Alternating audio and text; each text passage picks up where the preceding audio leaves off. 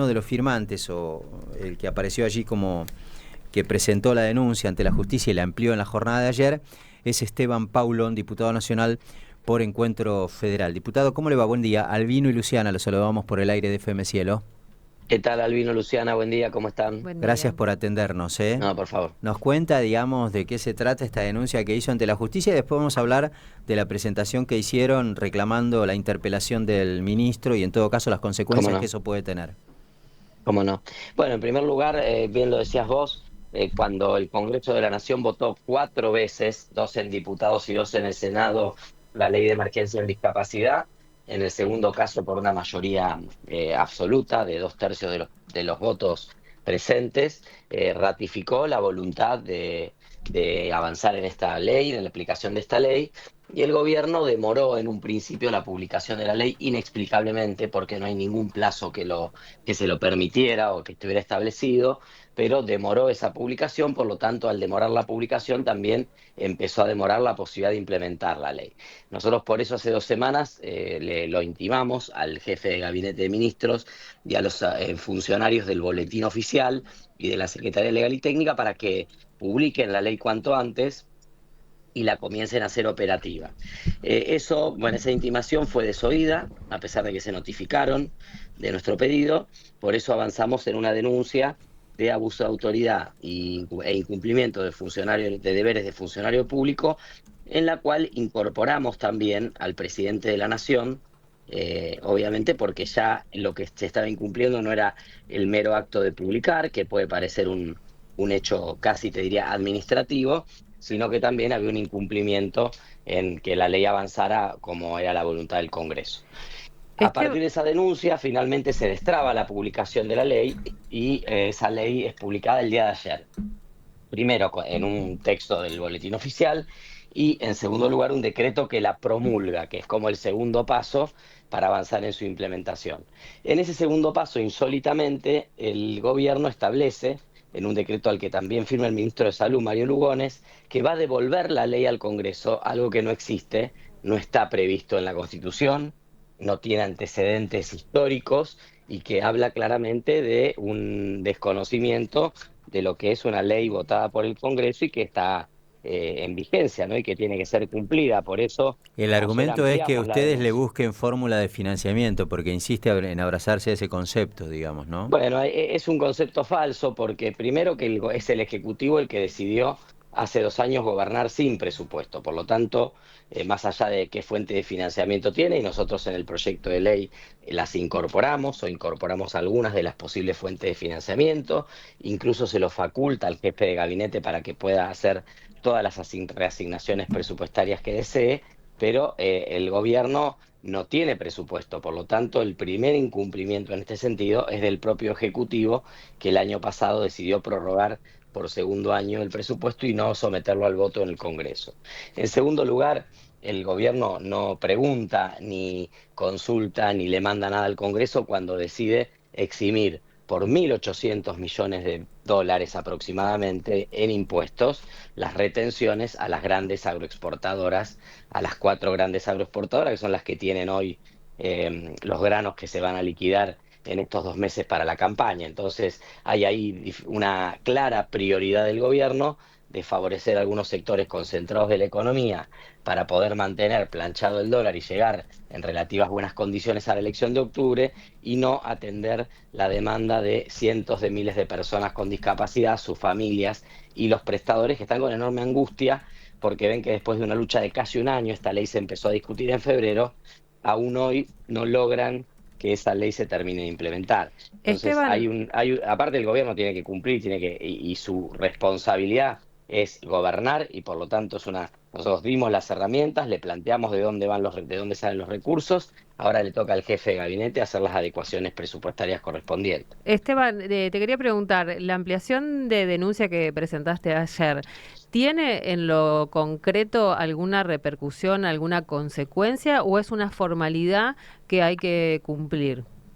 No, no, debiera tenerla, debiera tenerla. Y Nosotros obviamente estamos planteando desde ya que la justicia intervenga, investigando obviamente a los funcionarios que están señalados, Javier Milei, Guillermo Francos, Mario Lugones y la secretaria legal y técnica y el director de Boletín Oficial, pero también el juez en esa investigación que ya ha aceptado tramitar, puede dictar medidas urgentes, como por ejemplo dejar sin efecto el decreto que se ha emitido, que entendemos es nulo, de nulidad absoluta, intimar al gobierno a cumplir la ley.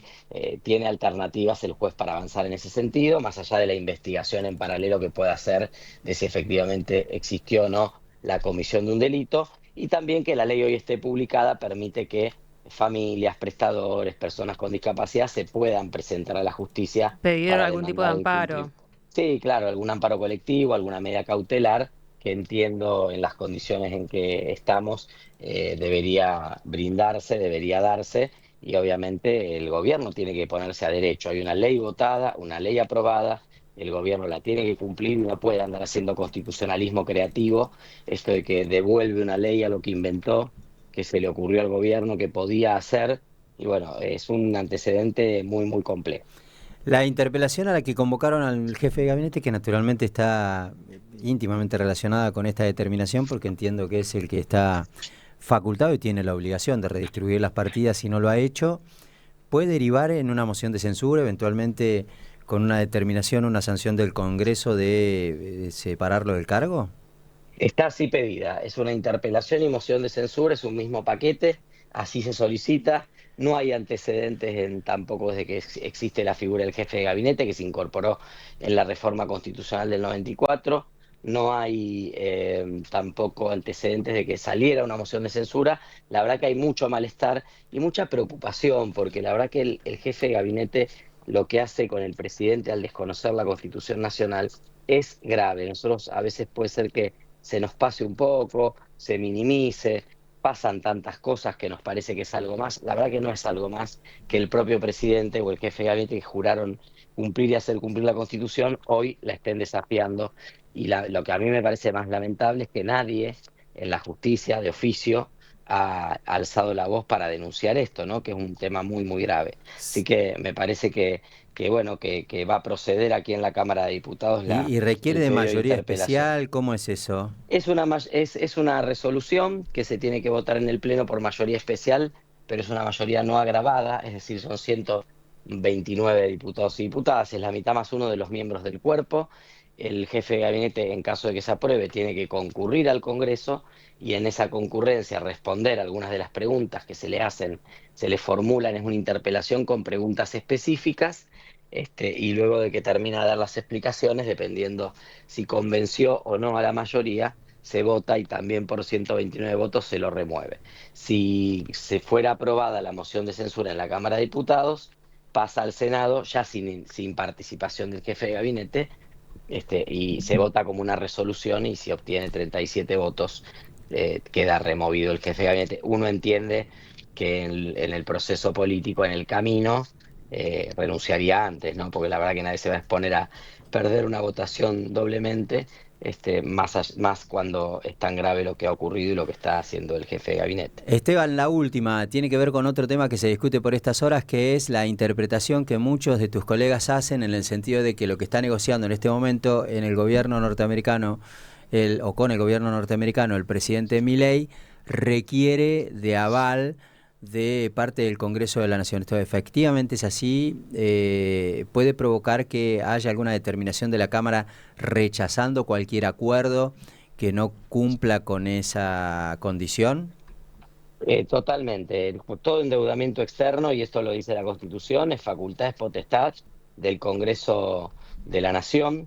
Lamentablemente tenemos un antecedente este año. Muchos diputados y diputadas votaron el acuerdo con el Fondo Monetario Internacional, que fue tramitado irregularmente, porque en lugar de ser tramitado como se debe por ley, se mandó un decreto de necesidad y urgencia que finalmente se terminó convalidando aquí en la Cámara de Es Diputados. verdad, medio como que fue una jugada del gobierno que al fin y al cabo puede el Sí, gobierno justificarse como que tuvo cierto aval, digamos, sí, con la posiblemente convalidación de ese no decreto. pensando en este momento, ¿no? Pero sí, la verdad Eso que no pasaría eh, hoy, por ejemplo, como está construida la no, mayoría, ¿no? no, hoy no pasaría, y creo que tenemos que extremar las medidas para que evitar esa toma de endeudamiento, o al menos que previo a que se tome exista esa aprobación expresa del Congreso, y obviamente también las explicaciones, porque se habla de que se están comprometiendo recursos. Bueno, no conocemos todavía los detalles, pero los comentarios son que se están comprometiendo recursos a futuro, recursos naturales, recursos estratégicos, y la verdad que es muy grave y no puede ser que no tenga participación el Congreso en este debate tan importante, ¿no? Esteban, gracias, un abrazo. Dale, muchas gracias a ustedes, hasta luego. Hasta Adiós, que te luego. vaya bien. Esteban Paulón, diputado nacional. Él está trabajando